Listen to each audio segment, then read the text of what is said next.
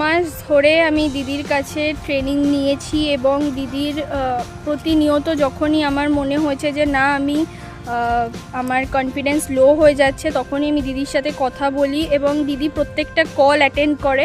Result তো পেয়েছি, দিদি বলে দিয়েছিল কোন কোন জায়গায় অ্যাকচুয়ালি আমার বিল্ড আপ করা উচিত, যেখান থেকে আমার কনফিডেন্স আসে এবং আমি এখন চাকরিরত। তো থ্যাংক ইউ দিদি। বর্তমানে ইয়াং জেনারেশন অর্থাৎ যুব সমাজ তাদের প্রচুর রকমের সমস্যার সম্মুখীন হচ্ছে। আজকে এই রকমই একজন ছাত্রী ও আমার একজন পরিচিত বোনও হয়, সেও যখন চাকরি নিয়ে প্রচুর দুশ্চিন্তার মধ্যে ছিল তখন সে আমার সাথে যোগাযোগ করে এবং আমার কাছে ট্রেনিং নিয়ে সে বর্তমানে আজকে চাকরিরতা। তার গল্প আজকে আপনারা ওর মুখেই শুনুন। হাই, আমি উদিতি। গত 1.5 বছর ধরে আমার 2 থেকে 1.5 বছর ধরে আমি জব সম্বন্ধিত ব্যাপারে খুবই আপসেট ছিলাম। আমি ঠিক বুঝতে পারছিলাম না আমার কোন জায়গায় বিল্ড আপ করা উচিত। আমার কনফিডেন্স একদম লো হয়ে গেছিলো। আরও নানান কারণ ছিল যার জন্য আমি ঠিক বুঝতে পারছিলাম না আমার কি করা উচিত। তখন আমার একজন দিদির সাথে আলাপ হয় ফেসবুকে। তো দিদির সাথে কন্ট্যাক্ট করি। দিদি হচ্ছে স্টুডেন্ট এবং পজিটিভ প্যারেন্ট কোচ। দিদি চাইল্ড কাউন্সিলর হিসেবেও কাজ করছে। তো দিদি এখন রয়েছে এই যে বর্ণালী দি, নমস্কার। আর আমি আজকে এসছি দিদির সাথে আবার দেখা করতে। খুব রেজাল্ট তো পেয়েছি, দিদি বলে দিয়েছিল কোন কোন জায়গায় অ্যাকচুয়ালি আমার বিল্ড আপ করা উচিত, যেখান থেকে আমার কনফিডেন্স আসে এবং আমি এখন চাকরিরত। তো থ্যাংক ইউ দিদি।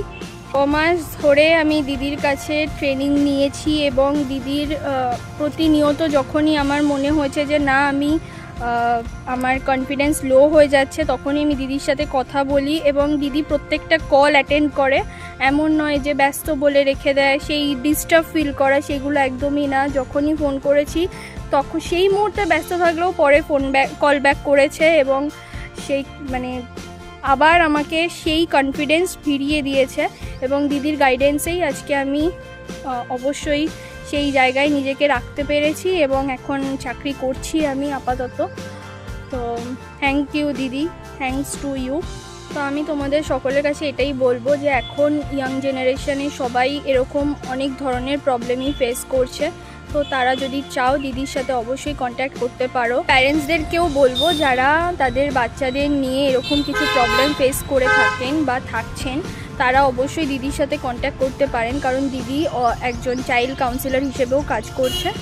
দিদির ফোন নাম্বারটা স্ক্রিনের মধ্যে দেওয়া থাকবে, আপনারা অবশ্যই সেই ফোন নাম্বারে যোগাযোগ করতে পারবেন। যুব সমাজের সকল ভাই বোনদের জানাচ্ছি, তোমরাও যারা এরকম সমস্যার সম্মুখীন হচ্ছ তারা স্ক্রিনে দেওয়া ফোন নাম্বারে অবশ্যই ফিল ফ্রি হয়ে একদম যোগাযোগ করতে পারো এবং তোমাদের নিজেদের সমস্যা থেকে তোমরা সমাধান পেতে পারো।